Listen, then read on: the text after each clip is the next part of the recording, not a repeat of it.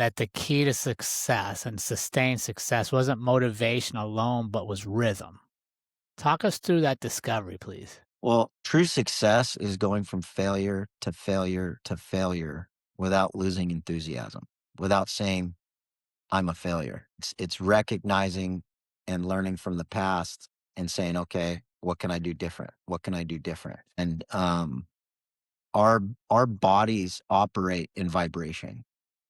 This is a known fact. There's a vibration in our bodies. You know, a plane to the mainland and a plane to Hawaii back, there's an hour difference. And you got the same plane, the same people, the same pilot, and the same fuel, but it's an hour difference. And so that's because of the rhythm of the playing. It's the vibration.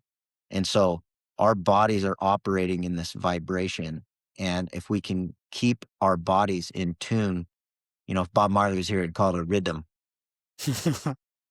You know, I like to joke around, but you're living this song, you're living a rhythm. And if you got all this chaos in your life and the drums are going at the wrong time and the lead guitarist at the wrong time, you get your body just gets so stressed out and chaotic. And so when you create these non-negotiable rhythms in your life, the headwind or certain things come and you just push right through and you stay in rhythm and you stay in flow and you're able to recognize issues, recognize problems and navigate them and solve those problems and move forward and not have them slow you back and take a year off your life or 2 months or 2 days or whatever it might be.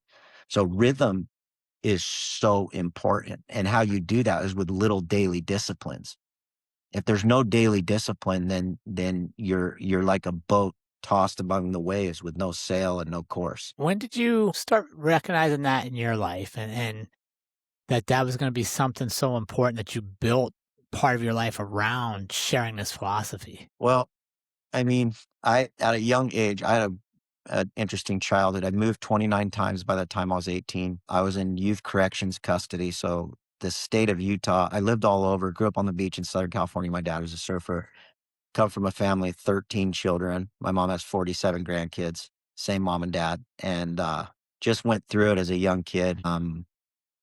They took custody of me. The state of Utah took custody of me when I was 14, like 13 and a half, just because I just couldn't listen to anybody and basically ran away and lived on the street for years and in and out of lockup facilities.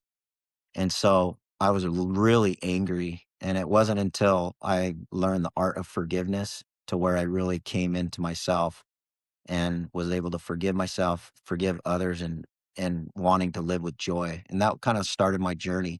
But what set it off when I was young, when I was like 10 through 12, my dad worked for the Stephen Covey. He's one of the first 30 employees of Stephen Covey, who wrote the book, 7 Habits of Highly Effective People.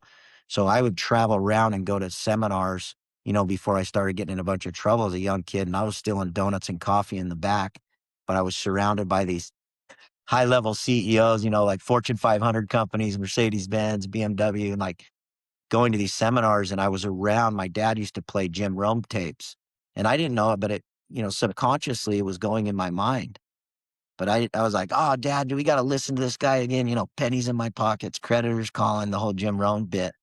But it changed my life because when I really hit rock bottom and I had no direction and I was facing going to jail for a long period of time. And fortunately, my dad convinced my PO to let my Polynesian family adopt me out here in Hawaii. I moved here when I was just right before I turned 18 and got off probation and just kind of started my journey. But it was that fundamental belief in listening to those tapes about mental toughness when I was younger that I think had me kind of go into this space of personal development and being superhuman. And that kind of started my journey. And over that, it's been a career of, you know, wins and losses, getting married and building an incredible masonry business and multimillionaire by the time I was 28. And then bought a ton of real estate, thought I was on cloud nine. And then seven, everyone's like recession. And I was like, you know, I'm in my 20s and I'm racing motocross full time and traveling the world.